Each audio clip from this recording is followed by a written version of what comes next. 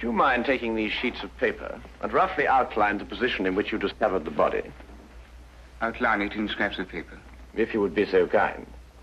Why, of course. What's the purpose of that? How many men have you on the premises, Lestrade?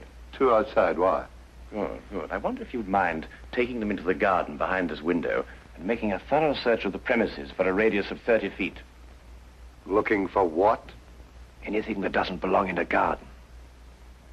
Are you serious, Holmes? Shh.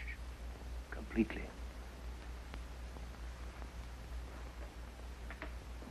Let's got him out of our way. Have you examined your safe, Lord Beryl? I have, Mr. Holmes. All my papers are intact. Excellent, excellent. Does Mr. Ross have the combination to your safe? Yes? There's been no question of robbery. Of course not, Ross. One must ask these questions in an investigation. Of course. Good afternoon, Lady Beryl. Nina, my darling. How are you?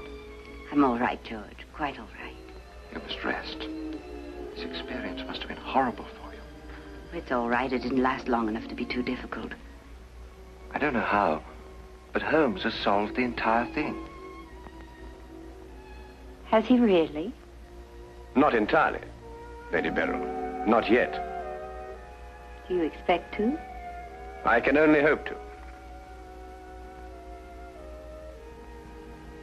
Mr. Holmes, if there's anything I can do to help.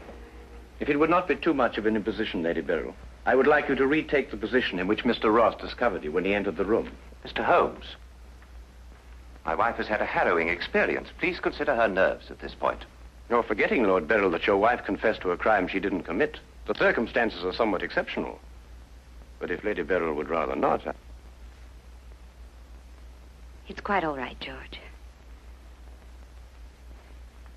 Now, let me see.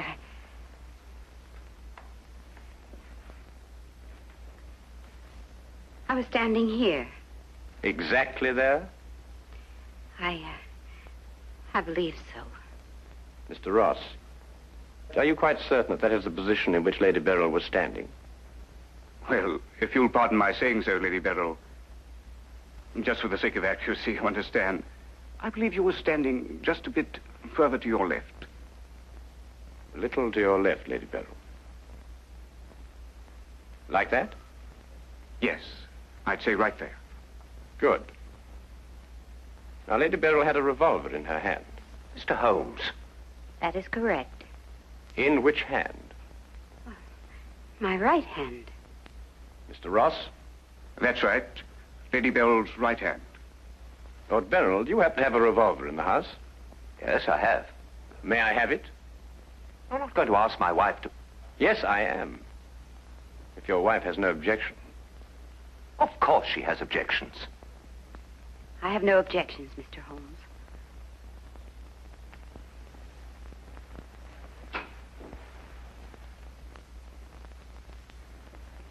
Ah, excellent. A .38 caliber. Do you notice, Watson, that it's patterned very closely after the Schmidt-Holtz, the revolver in question? Lady Beryl, is that the way you held it? I believe so. Mr. Ross? Yes, it was like that. Mr. Ross, I'd like you to think very hard. A great deal depends on what you're going to say now. As far as you can remember, that was the position of Herr Oberstein's body? Yes. And where in relation to Herr Oberstein's body and Lady Beryl were the broken eyeglasses? Over there. There? Yes.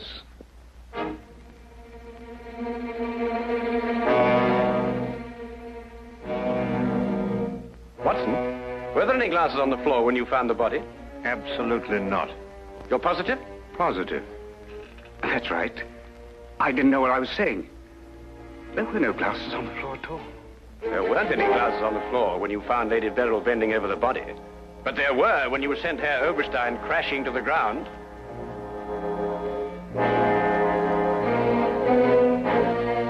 Before you run, Mr. Ross, look at Lady Beryl. I I don't understand this, Mr. Holmes. Well, very simple, really. Herr Oberstein approached you with an offer to buy Foreign Office secrets. You threw him out. Then Ross contacted him, prepared to sell him the secrets.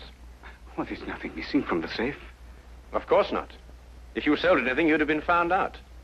Herr Oberstein came here expecting to buy. You opened the safe, showed him the papers he wanted. He put his glasses on to examine them. And then when he paid you, you smashed his skull in.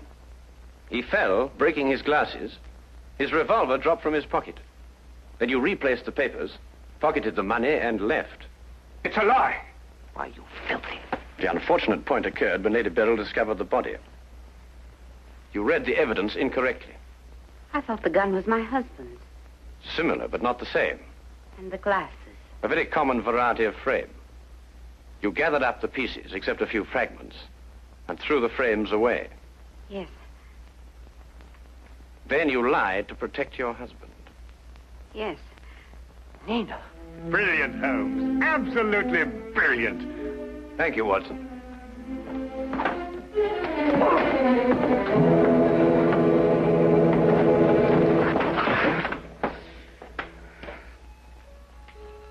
My humble and very grateful thanks, Mr. Holmes. It's been a pleasure to help so brave and noble a woman. I'm still not quite certain what's happened, but I know we shall both be forever indebted to you. Well, I've searched the whole garden, Holmes. Couldn't find anything but this old pair of glasses. They've broken it there. Really? Mr. Holmes has solved the entire case, Inspector.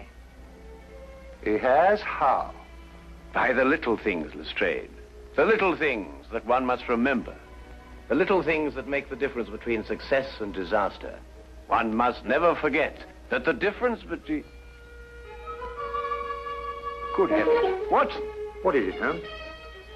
I left the gas on under the experiment. All Baker Street will be blown up.